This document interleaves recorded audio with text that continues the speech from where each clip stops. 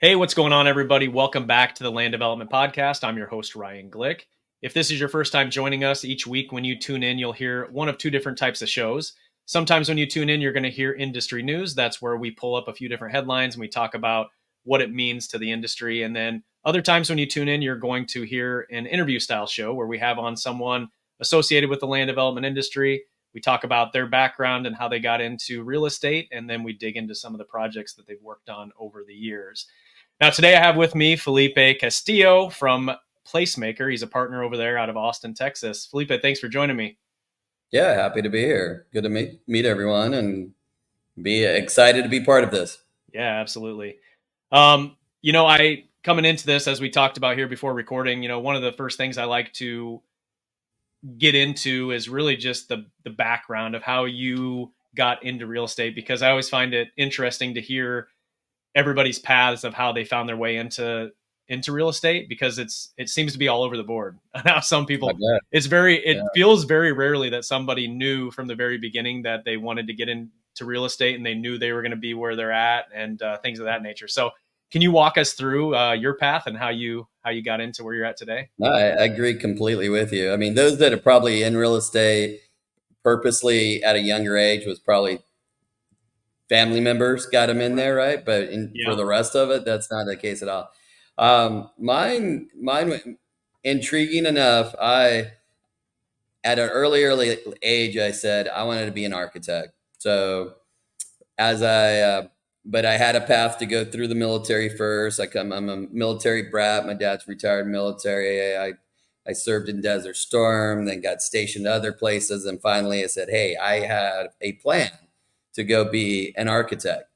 And in my young mind, in my childhood, what I learned later on in life was, well, what I thought architecture and what I wanted to be was actually real estate development, right? I thought architects create these fantastic projects, right? Um, as I went through my program, I went to Texas Tech after getting out of the military. I started learning quickly that, wait a second, there's owners that are involved here and money to be raised by here that isn't anything to do with the architecture and all that. And then I was very fortunate that I was the College of Architecture created a dual master's degree program with the business school. I was the first student to give it a try and get in there, and I completed at the end of it. I had a dual master's degree, an MBA and a master's in architecture. But that business courses and being with other non-architectural groups, and many of them were real estate folks, I started figuring out quickly that, wait a second, there's something that I'm misunderstanding all this. I still went and got became an architect. Went to a firm called Corgan because I needed to really experience a big firm because I had been working while in college on a firm. And then quickly that kind of just solidified it. Hey, that's the person that's making these decisions, even design decisions, right? It's not me. So after 3 years, I was out of there. Nobody was surprised. They kind of understood. And that was, 21 years ago. And since then, been very fortunate to do almost every product type, I like to say, and people mess with me. I've done practically every product type except for hospitals and prisons. I have never wanted to be the multifamily developer, the industrial developer, the office developer, but I have done all that, and you know, I've gotten to a point right now in my skill set and my experience, and I've done enough product types, some very sexy high rise mixed use project types that now allows me to kind of pick and choose what I want to work on. Okay. No, that's cool. Yeah. So you mentioned your time in the military, and thank you for your service, by the way. Yeah, Um, appreciate it. and I'm always interested. So how would you say that time has influenced your leadership style in business and how you operate? Yeah, yeah, yeah.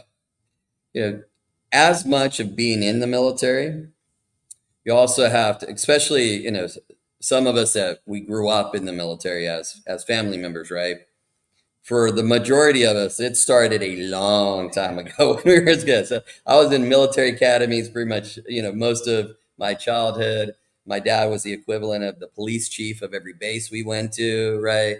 So when it was time to graduate high school, there was not, you're going to college, you're going to do this. It was like, I've been planning for you to be a soldier. It's time to go do this. And the same thing happened to my brother. And we both didn't end up retiring and said, "Hey, we get it, we understand it, but that's not what's for us." But it was tremendous. It had helped us. Gave us a little bit of more time of maturity for one, right? Because I left really early. I left when I was 17. Um, and it gives you that discipline, that understanding, that work, that you have no choice but to work hard, right? Kind of attitude. So by the time I went to college and you're asking me to go to class at 8 in the morning, I'm trying to figure out what am I going to do with the other 3 hours that I had to deal with before, and unfortunately that clock's in me and I'm up at 5 a.m. no matter if I go sleep at 3 a.m. It just happens. So I loved college and everything about it because it was just it was not easy, but it was like, I'm not doing this military stuff anymore. Yeah. I'm trying to accomplish what I wanted to accomplish. Yeah, no, for sure. So your role with Placemaker, I guess maybe first, can you walk through what Placemaker is and what I Yeah. guess what the company Yeah. does? Yeah. We're real estate development, real estate company, headquarters in Austin. Generally, we have really multiple avenues of where we invest in. We're from DFW down to San Antonio. We generally try to stay in Texas. The majority of our real estate endeavors are in the greater Austin area. Uh, that's purposeful because it's really hard to develop in Austin if you're not here, and being here and boots on the ground, we're able to accomplish a lot of things that a lot of people that are out of the state cannot do. Uh, we are in land development. We buy a lot of land, generally 40 to 200 plus acres. We're working through a development strategy on creating opportunities on that land. So we may be creating a multifamily parcel next to a builder rent parcel, maybe next to some commercial frontage, and planning for everything to get permit ready. We have investors that like to play just in that land space, and we create bases for them. We're big basis real estate groups. We'd say we're product type agnostic, but we're always chasing bases. Uh, if once we get to permit, we'll go raise other equity or the rest of the cap stack. We pay off the land guy. Sometimes they roll in, sometimes they don't, and then we work on the vertical, right? And we get paid there again, right? And we keep going, and then we stabilize and sell. Um, Similar path, we do a lot of covered land positioning where there are uses on the land that covers basis, but you're not going to get rich off of it, right? You may get a nice little return. Um, Behind the scenes, we're working on entitlements and creating another use for that site that ultimately will most likely tear down what's there and build something else. And that's a big one. And then we have just an AUM strategy where it's a combination of everything where we're buying, being opportunistic, buying things out there, working towards creating appreciation and a kind of AUM strategy overall. Gotcha. And so for you and your role in the company, what does your day to day look like then? Yeah, yeah.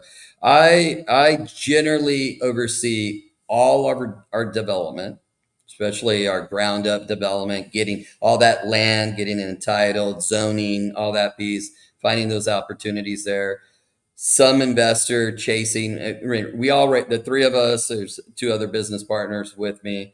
Uh, we all raise equity. One spends the majority of his time.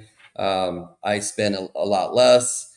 My other business partner spends a lot of time on the company and raising equity, and then equity communication once for equity partners that are, have financed our projects. Got So we have kind of a three-leg stool approach where we all have our our silos, but we're always chasing opportunity and capital together. Okay. So I'm curious, how do you like, what are some things you look for when you're looking at someone to partner with? And I guess maybe this is more so on the equity side versus, when you're looking to raise capital. Um, is there a concept of, maybe this is the wrong way to put it. I think of this from the show Silicon Valley, but like, Yeah. is there a concept of like dumb money where you don't necessarily want to take money from, you're looking for a certain type of investor in a project, or is when it comes to real estate is money, and basically if somebody has money and they want to put it to Yeah. work in your project, is that all good as well?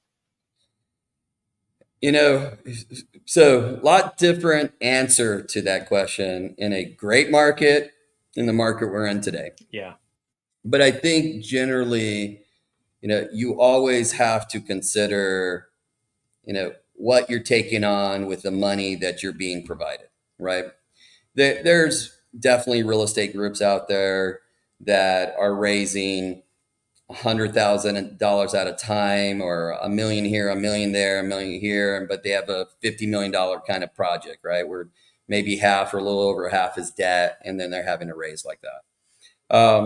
And then there's the more institutional groups where you go and you head up, and they want to play the entire equity stack, and they support you with the debt side. How where you play or where you pursue equity in that sense has a lot to do with the type of organization and the size of your organization too. We're generally on the small side. There's 8 of us. uh, None of us are billionaires, right? Right, so we have to work that much harder, right? You have guarantees to think out, recourse to think about. You have, you know, cash outlays that your equity partner may give you this much, and you really can't go back to that well and ask for more, right? So you have to figure out how to make it here. Uh, Sometimes we try to overlap, or we have two different opportunities going where we can use some synergy that help us make sure we're successful. We generally, yeah, 9.5 times out of 10 are creating great basis returns for all our partners. That's key, because then they keep coming back, right? And you're not necessarily have programmatic equity with them where you're tied to them for everything you do, but they definitely are resources to go to for your next project and the next one after that. Gotcha. So do you like, when you think about some of the projects that you've worked on? I know you've had multiple asset classes that you've done projects in. Are there any that stand out in your mind that you kind of look back on, whether it was a first project that you were involved in or one that was super challenging that you could talk a little bit about and kind of walk through that project? Yeah. Yeah. Um, well, so I'm kind of at that skill set now that the more complicated it is, the more mixed use it is, right? The more challenging it is municipality wise. You know, someone sooner or later will say, "Hey, I know someone. You should talk to Felipe. He's with PlaceMKR. This is his background. He can help you out there." And that's been very helpful for us, right? And it's been helpful for my career, even pre PlaceMKR. I've done sexy high rise projects with other developers. In Dallas, there's several high rises I worked on while I was with Craig Hall, a very successful office developer out of Dallas, has wineries as well. Worked on some art district high rise projects that are just sexy. They're fun. They're exciting. They're definitely, people want to hear about it. Did I make a lot of money from it? No, not right. Not right. It's the, you know, boring kind of standard in the fairway projects that a lot of investors are looking for that you can make some great returns on. right? In tandem, there's also those opportunities where you get pulled in because they are so complicated that you get to play lots of roles. Right now, we have a project called The Backyard, which is in a suburb of Austin called in Bee Cave. And The Backyard was started back in '94 by Willie Nelson. He had an outdoor concert venue that he called The Backyard, and he would he put up a big stage, invite his friends out there, and everyone would come attend, and you just hang out on the field for a day or two, and you go, or just a concert night, and you go check out a concert. Well, the land we're on right now is that exact same land, and it was purchased by an equity partner of ours that has brought us on to be the developers for it. Right, so we're turning into a 3,700 seat outdoor amphitheater, not a lawn anymore. Right, it's a true built up amphitheater with premium experience, VIP suites. You name it. It has a dance hall in there that it's an homage back to Willie Nelson when he had a steakhouse, and he had a yard in the back called The Backyard, and he was doing performances there. We have an homage back to that. We're doing about 80,000 square feet of retail, 200 key boutique hotel that's up on the hill. It's a lot of topography on this site, so adds its own complexity. But hey, how much cooler than doing, an ex Willie Nelson, outdoor amphitheater with a bunch of mixed use around it, right? And we're in the thick of that as we speak, and expecting to break ground as quickly as next year on that. So, uh, you know, we had to compete for that project, and we went against some really big developers out there, recognizable names, and a combination of just our past experiences and what we did, and being local and knowing how to work the local system, and kind of that enthusiasm behind being part of it allowed us to have that opportunity and step in. And now we have the keys to the car, and we're customizing it and figuring out how to, make it all work and get it out of the ground. Yeah. So was that project something when you were competing for the project, were you given kind of the concept of what they wanted at a high level, and then you had to come in with what it was going to look like? Is that kind of how it worked, or was this Yeah. whole okay? So there was going into it the Willie Nelson theme or whatever they wanted to pay Well, homage to him. Is that kind of what? well, How it worked? I think you have no choice but to recognize the historical nature of For it sure. all, right? Yeah. Yeah. But no, it actually had a similar but different approach to it all. Still had some retail, still had an outdoor amphitheater. They were going a different route. They tried to raise capital on it, and it just didn't have a lot of success on raising that capital. Uh, I, in their experiences as they went, they kind of understood that a lot of the questions were based on the developer and what's your developer's experience, and what how have you done similar stuff before, and all that. And it seems like that was lacking. And then they went out there and searched for that, Okay. and they started talking to some really big firms, and we had enough of everything and the right things that said, hey, um, we want you to help us create this. Well, we quickly started going in there and saying, guys, the reason you didn't have success in raising equity is there's some fundamental things here that do not work. It's looks great. It's very, well thought out, well designed, but at a point almost over designed. And we were able to quickly, help them understand, we will go raise all the debt and equity for you guys, but we need to change it to look like this. And that's what we've been working on, kind of changing everything where we know we're confident we can go raise the debt and equity on it. Okay, that's cool.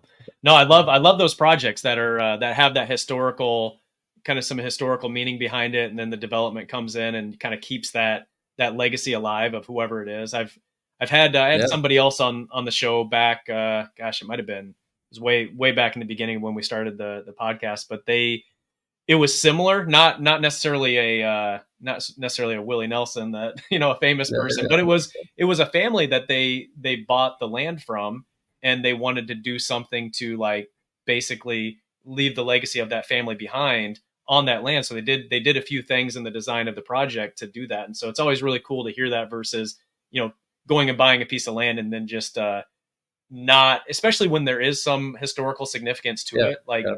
actually thinking about that. So that's really cool to hear that. Yeah, so I've been fortunate in doing, it's places still matter, right? Location, location, location. That's never changing. No matter where you are in a cycle, no matter how bad things are, you got a great location. It's high probability it's going to be successful, right? You have to do the right things to do it.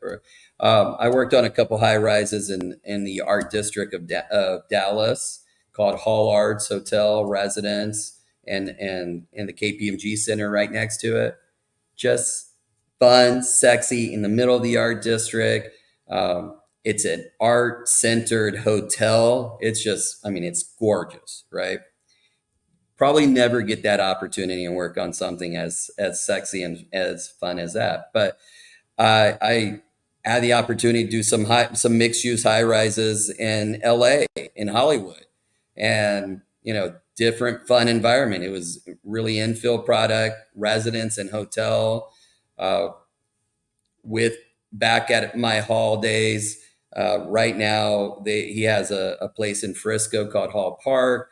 That there's a whole redevelopment there that Craig started a long time ago, and it's a business park, but it needed to be turned into a mixed use environment. But it was primarily just office buildings in a suburban setting, adjacent to the Dallas Cowboys star training facility right across the street. So with that and through time, there was this understanding we need to turn it into a mixed use environment, not just 17 office buildings. And so we worked on a complete master plan, get it rezoned, and turn it into what's being constructed right now, which includes hotels and a lot multifamily and a 5-acre park. And we really worked on what was the historical nature of it, what it was, keep what really worked, and turn it into what could be that next generationally successful development. And that's where it's leading to right now. Okay, so thinking about these different projects that you've worked on, I think it's a good lead into so the lightning round on the show. We basically go through 5 different questions, and one of them is, I guess, somewhat fits into some of the projects that you've worked on. Basically, just wondering about any lessons learned that you've had, navigating the zoning and entitlement process on some of these projects. Are there any lessons learned that going through that you could share? Absolutely. Yeah, you're talking to the right guy. I just finished my 30-second rezone in 30 different municipalities. So early, if you give me 2 seconds, early in my career, after being an architect and coming to development, I knew it was immediately they're going to put me in the project management role. Show us how to design this and construct this, right? But the deal happens a long time prior to that, right? And the deal makers that come in there, are usually finance guys, brokers, high net worth folks. So for me, being an architect and being that opportunity, I started getting into zoning because that was at the beginning of the project. And that allowed me to have say in what this development was going to look like, right? I've had out of 32, had 30 successful rezones, right? Those have been first and primarily around knowing what you're stepping into, right? So speaking to the local neighborhood associations that are going to oppose you. Someone's going to tell you who's going to be the naysayers, and someone's going to tell you who's going to be the loudest out there. You have to get in front of them. You have to early on. Don't go the path where you have staff kind of directing you on how to make this happen, because they are not politically connected, and they don't necessarily know who the biggest naysayers are, but they sometimes do have an idea, and they're the ones that'll tell you as well. Get to your council members and your mayors; they will know. They will many times go, I like it. I generally like it. We're a proponent for it. But have you spoken to the associations nearby? And they have to see that effort put in place, and that effort has to also work with the mayor, the city manager, and the city council members, so everyone gets there or feel heard. And if they truly see you've made an effort to find that equilibrium from where we can still finance everything and still get this out of the ground and hear what they have, and directly adjusted your plans to, you know, satiate some of the things that they feel are important, and you show them we find it important too, and you in there, you're going to have a successful rezone more times than not. Cool. All right, next Yeah. one here for you. What's one piece of advice you'd give to someone that's just getting started in real estate? Learn numbers. Start making those financial connections with equity partners, lending partners. Um, if you're on the younger side, find those that are, you know, at your level, that are on the financial side of the world, right? They're investment bankers, they're working for equity sources. You know, stay connected to them, because you all kind of move together. And when you're ready to ask for those favors, that hey, I need, you know, $10 million to kick this project off, yeah, you can do your a great job selling that to equity groups that are hearing pitches all the time. But what better relationship than, you know, the young manager that turned VP to senior VP to turn managing director that you've known for the last 10, 12, 15 years, that now you can call on and partner together. Yeah, makes complete sense. All right, what do you think is the most important trait for someone to have to be successful in real estate?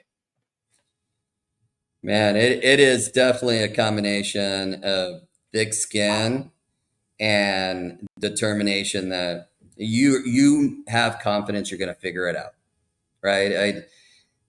You have to look at something and not get disillusioned by it. You need to go with the mindset is, I'll figure this out.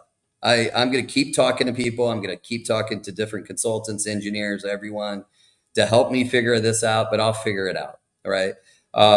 In addition, our industry spends a lot of time thinking about costs, cutting costs, how to value engineer.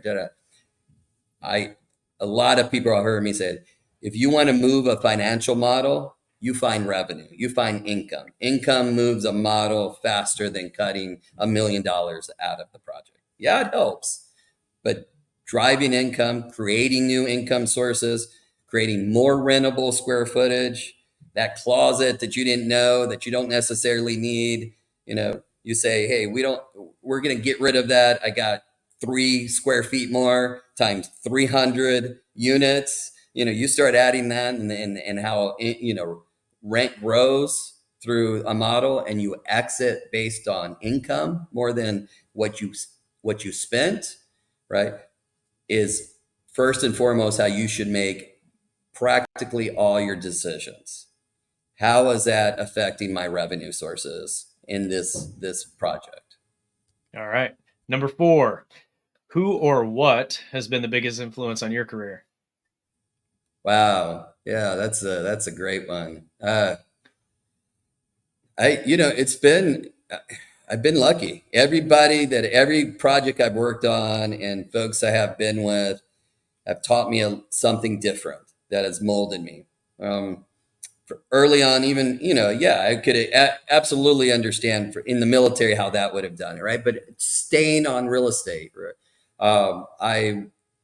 I started my first job was with a big accounting firm, and I was able to see and it was called KPMG, and we were doing consulting work in there, and I got to see a lot of major organizations, KPMG's top 1500, who construct real estate and how they run things, right? They're not necessarily developers, but they do a lot of real estate, right? And I got to see what works and didn't work. That was very, that wouldn't have been one person, but more an organization that allowed me an opportunity to see a lot of development in a short period of time. Uh, but then I started working for a lot of different families and of high net worth individuals. and they all have their differences. But what I know I've learned from all of them is they have that sense of entrepreneurship and risk, and they are willing to take that risk for those returns, and they've been successful for it. All right, last one here, and this is more, I guess, of a personal question for you. But what do you Yeah. enjoy doing when you're not working? Great. Or I is get there is asked there that is a there lot. any time where you're not working? I promise you, I will be doing this till I'm 104, without a doubt. I'm being sincere. I actually truly enjoy this. With that, it makes it tough to balance out the rest, right? Yeah, And I have a wonderful family that I have teenage daughters that I try to put a lot of time into. I wish I would have, you know, been that golfer that created some time for themselves to golf, or that hunter that created that time for themselves to golf. I grew up boxing. I was going to the Olympics. I was working towards that. I continue to box today, not professionally, not in a but I'm still in the ring with my business partner that on the boxing. We spar, we go like that. That just allows me an opportunity, both fitness, but also let out some steam.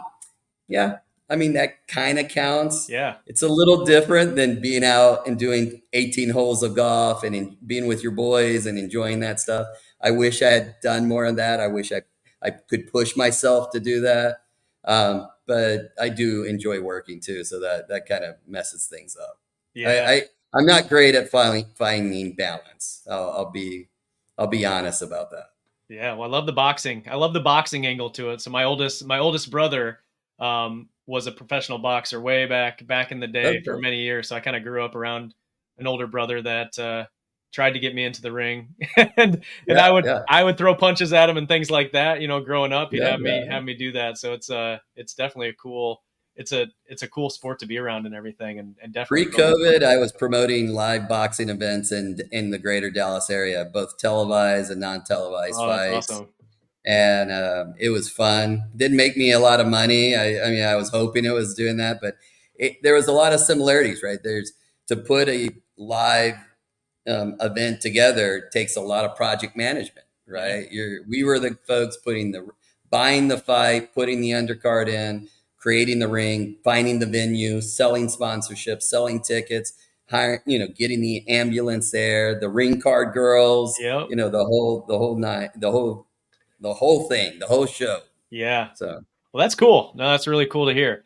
Well, we're at about 33 minutes in, so probably a good spot to come to a close. And I think, I guess the last thing would be, what's the best way for those listening in to, connect with you, learn more about you, and also learn more about your company.